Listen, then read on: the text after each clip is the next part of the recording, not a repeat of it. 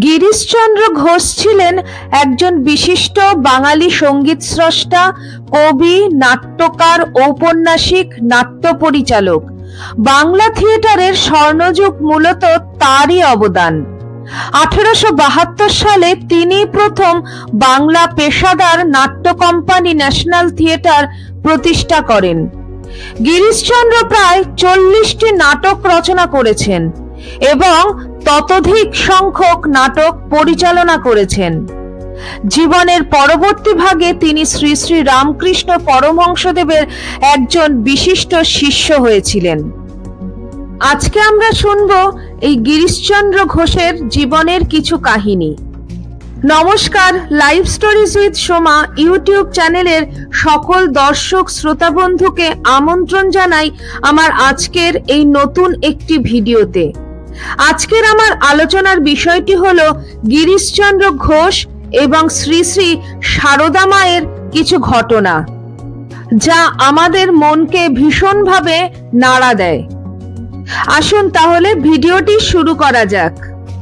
শ্রী শ্রী মা তখন সুদূর জয়রামবাটি গ্রামে অবস্থান করছেন।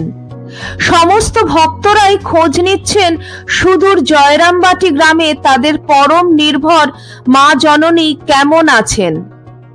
অক্ষয় তৃতীয়ার পরের দিন ভক্ত সন্তান নিরঞ্জনের চিঠি পেলেন মা সারদা।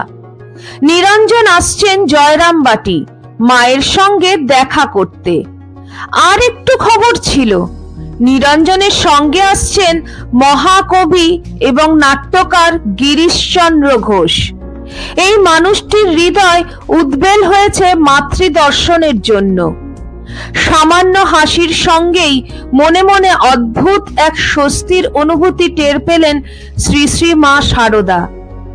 গিরিশচন্দ্র কি মানুষ ছিলেন, কিভাবে রূপান্তরিত হলেন আর এক মানুষে, বিশ্বাস, শ্রদ্ধায়, ভালোবাসায়। মা মনে মনে বললেন, আসুন, তিনি সন্তানই তো।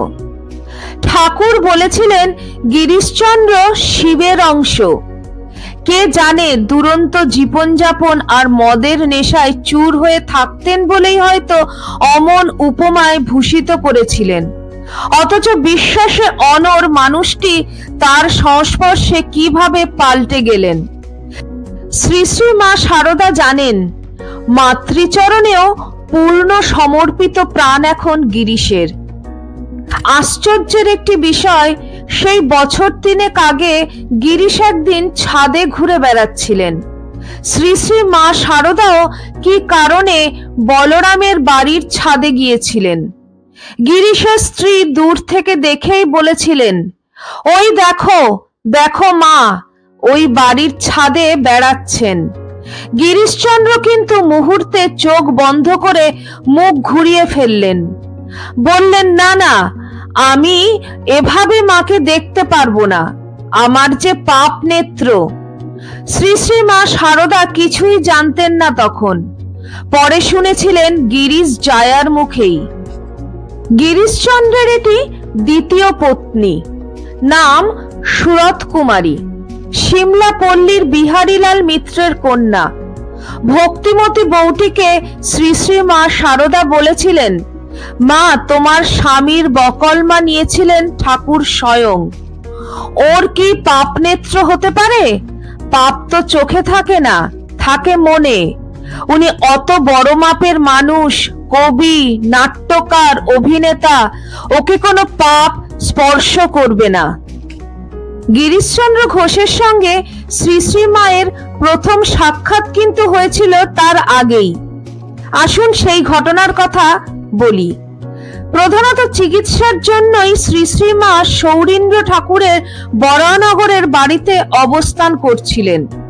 শতপ্রণোদিত হয়ে সেবারই প্রথম গিরিশচন্দ্র হাজির হলেন সারদা মায়ের সমীপে, সঙ্গে 3 বছরের ফুটফুটে শিশুপুত্র। গিরিশচন্দ্র ছিলেন দুর্দান্ত তর্কবাগীশ, কিছুটা দাম্ভিক এবং পানাসক্ত। ঠাকুরের পায়ে নিজেকে পূর্ণ সমর্পণ করেছিলেন, আর এখন নির্ভরতা চিহ্নিত হলো সারদা মাকে আশ্রয় করে।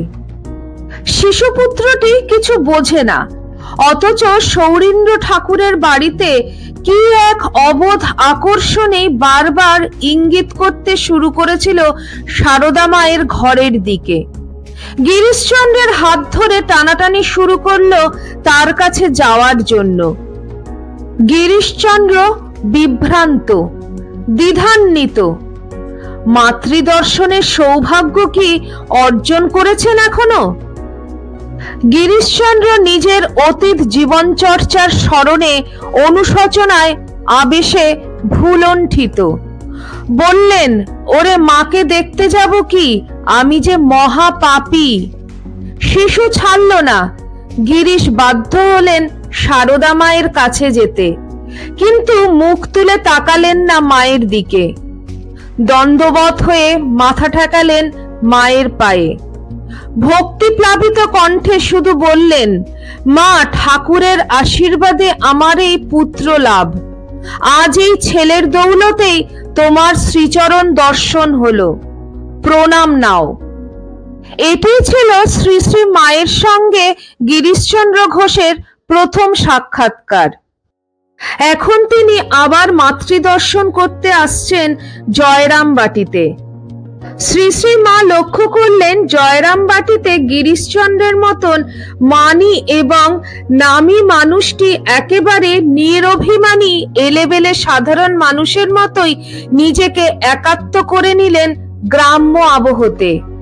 সারাদিনের পথের ক্লান্তি নিয়েই তেতেপুরে সন্ধ্যায় পৌঁছেও মাটির দাওয়ায় খেতে বসা, খড় ছাওয়া ঘরে শোয়া কোনো ব্যাপারেই যেন অস্বাচ্ছন্দ্য নেই। ভক্ত নিরঞ্জনের কাছে মা শুনলেন আগামীকাল ভোরে স্নান সেরে তবেই শ্রী শ্রী মায়ের চরণ স্পর্শ করবেন গিরিশচন্দ্র, তার আগে নয়। কিন্তু নিরঞ্জনের পরের কথাটি শুনে দুঃখে যন্ত্রণায় বিমর্ষ হয়ে পড়লেন শ্রী শ্রী মা সারদা। নিরঞ্জন বললেন, মা, গিরিশ মানসিকভাবে খুবই বিধ্বস্ত। সারদা মা বললেন, কেন বাবা? নাটক, লেখা, অভিনয় এসব নিয়ে কি কোনো ব্যাঘাত সৃষ্টি হয়েছে? নিরঞ্জন বললেন, তা নয়, লেখা, থিয়েটার করা এসব তো গিরিশের ধ্যান জ্ঞান, কিন্তু বড্ড ভেঙে পড়েছে গিরিশ। গত বছর হাতিবাগানে স্টার থিয়েটারে মহাপুজো নাটকের পর এখনো ওর হাত দিয়ে কিছু বেরোয়নি। মা অবাক হয়ে জিজ্ঞাসা করলেন, তাই নাকি? ভক্ত নিরঞ্জন বললেন, আমি খানিকটা জোর করেই আপনার কাছে নিয়ে এলাম। মা বললেন, বেশ করেছো বাবা, অত ভালো বউটি চলে গেল, ও কি আর বাড়িতে টিকতে পারে? বিচ্ছেদ যন্ত্রণা যেন গিরিশকে ধাওয়া করে চলেছে। গিরিশচন্দ্র ঘোষ একদিন মা সম্পর্কে উচ্ছ্বসিত প্রাণে বলেছিলেন, ভগবান ঠিক আমাদেরই মতন মানুষ হয়ে জন্মান, এটা বিশ্বাস করা মানুষের পক্ষে শক্ত। তোমরা কি ভাবতে পারো যে তোমাদের সামনে পল্লী বালার বেশে জগদম্বা দাঁড়িয়ে আছেন? তোমরা কি কল্পনা করতে পারো যে মহামায়া সাধারণ স্ত্রীলোকের মতো ঘরকন্যা ও আর সব রকম কাজকর্ম করছেন, অথচ তিনি জগজ্জননী মহামায়া, মহাশক্তি, সর্বজীবের মুক্তির জন্য এবং মাতৃত্বের আদর্শ স্থাপনের জন্য আবির্ভূতা হয়েছেন। জীবনে 30-এর কোঠা ছোঁয়ার আগেই গিরিশ 12টি ঘনিষ্ঠ মৃত্যু দেখেছিলেন। তাকে একাকী সঙ্গীহীন করে চলে যাওয়ার সেই দলে ছিলেন তার মা, বাবা, 4 ভাই, 3 বোন, 2 সন্তান ও প্রথমা স্ত্রী। এই পরিস্থিতি থেকে বের হওয়ার জন্য গিরিশচন্দ্রের মনের গভীরে কোথাও ছিল প্রাণপণ এক ব্যাকুলতা, যে কোনো উপায়ে একটি আশ্রয়কে আঁকড়ে ধরার। জীবনের এমন এক মুহূর্তে তাকে স্পর্শ করেছিলেন শ্রী শ্রী রামকৃষ্ণ পরমহংসদেব। গিরিশচন্দ্রের দর্প ও অনিয়ন্ত্রিত জীবনকে বাঁকা চোখে না দেখে শ্রী শ্রী ঠাকুর রামকৃষ্ণদেব তাকে আলিঙ্গন করে আপন করে নিয়েছিলেন নিরহংকার ভালোবাসার এই শিক্ষা গিরিশচন্দ্রের সঙ্গে বাকি জীবনটা ছিল। আজকের ভিডিওটি এই পর্যন্ত। ভবিষ্যতে এরকম আরো ভিডিও নিয়ে আসব আপনাদের সামনে। আজকের ভিডিওটি কেমন লাগলো কমেন্ট সেকশনে কমেন্ট করে অবশ্যই জানাবেন। নতুন বন্ধুদের আমার চ্যানেলটিকে সাবস্ক্রাইব করে পাশে থাকার অনুরোধ রইল, যাতে পরের ভিডিওতে আপনাদের সঙ্গে আমার আবার দেখা হয়। আজ এই পর্যন্তই, আবার খুব শিগগিরই দেখা হবে আপনাদের সঙ্গে। সবাই ভালো থাকুন, সুস্থ থাকুন। জয় ঠাকুর, জয় মা, জয় স্বামীজি।